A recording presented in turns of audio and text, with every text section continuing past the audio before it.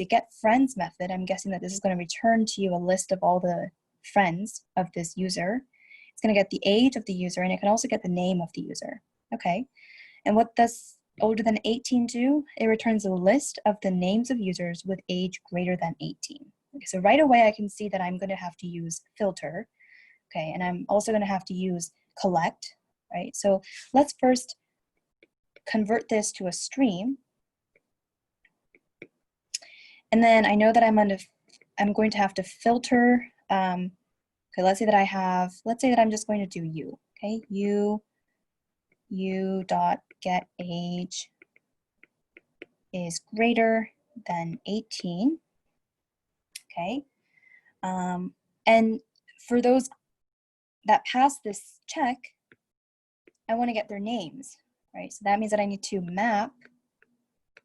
Okay, that's a pretty awkward way to do this. So let me just say dot map and then user, and I can just pass in a method reference, right?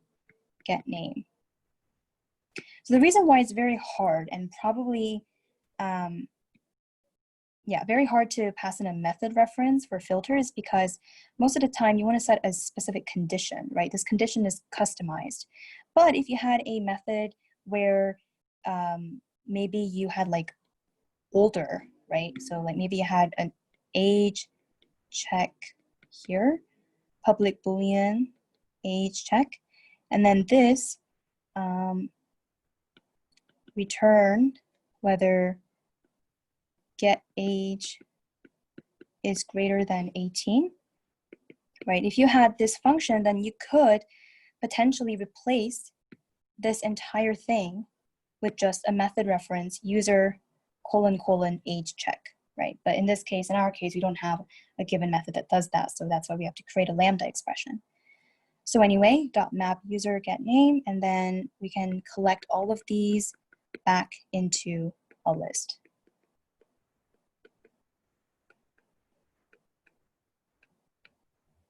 Okay, so that is really the answer of this entire question. And let me just get rid of this to not confuse you. All right, and then the second part is we want to return a list of users. So now of users ordered from least to most friends. Okay. Oh, and also because you have to actually return this, you want to have return. And similarly here, let's start off with return. So again, convert it into a stream first. Okay, and now it'll be nice to actually sort them based on the number of friends they have, right? So sorted also takes in a pair. Let's have u1 and u2.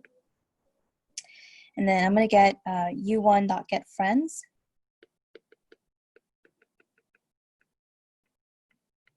dot size. Okay, and the way that I make sure that the least number of friends becomes first in my list is by subtracting getFriends dot size. Okay.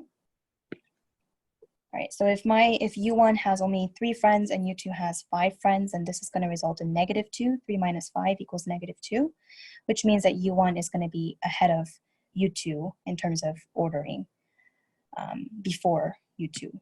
And then we also have to make sure that we convert it back to a list. And we're not doing anything to the actual objects in our stream. We're still keeping it as users. So we can just do collectors dot to list, and then that would be the end. Okay. Okay, so make sure that you keep in mind that you cannot actually modify the stream before you call sorted. Okay, because again, the sorted is going to take in the modified version, or yeah, the current version of the elements in our stream, which we want to keep as users in this case. And then the last practice problem is going to be this function reducer. So this function reducer is kind of an interesting thing. So it takes in a list of functions and it returns a single function, okay, that might raise a clue about what type of method we might be calling. that is the composition of all the functions in the list. So for example, if the list contains these 3 functions, function reducer would return a function that basically represents this result, okay? So if applied, this would give this result. And if the input list is empty, then the function reducer should return null. So this is kind of also important. You will see how to implement this using a different method than we have covered so far. And again, using only a single statement. Okay, so as a reminder, function tr takes in an argument of type t and returns an argument of type r. It is a functional interface. In other words, it has a single abstract method called apply. And then you can use lambda statements or method reference to pass in arguments to this interface. Okay, so what is the first thing that you need to do? Normally, you need to first convert it to a string. Okay. Then you might be thinking, well, where do I start next? Well, one clue is that you have to return a single value at the end. What is something that allows us to return a single value, collapse everything down in our stream to a single value? It's reduce. And remember that reduce takes in 2 things, right? So let's say that we take in function 1 and function 2. Okay, so what are we going to do with these functions? Well, at the end of the day, we need to create or return a function, right? So the return value here is a function itself, which we're going to represent using lambda. So we're going to have another lambda expression here, and this function is going to take in a single argument, as you can see with all these single argument examples, right? So this is going to take in some kind of an x, and it's going to return, what is it going to do? Well, it's going to apply all of these functions in order, right? So it's going to first apply f1, so f1 dot apply on the value of f2 dot apply x. Okay, so this is the entire function that we want to return, or let me actually do it a different color. So this is the function that we want to return, a single function, right?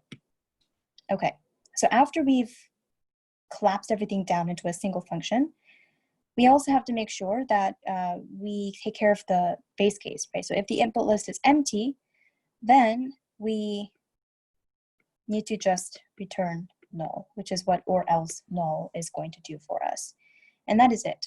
That is all that we have to do for this function reducer. So we didn't need to do any mapping or filtering because really we only cared about collapsing everything down, composing all of these functions into a single function, which meant we had to reduce 2 functions down into this composition. All right, so that is it for midterm 2 review.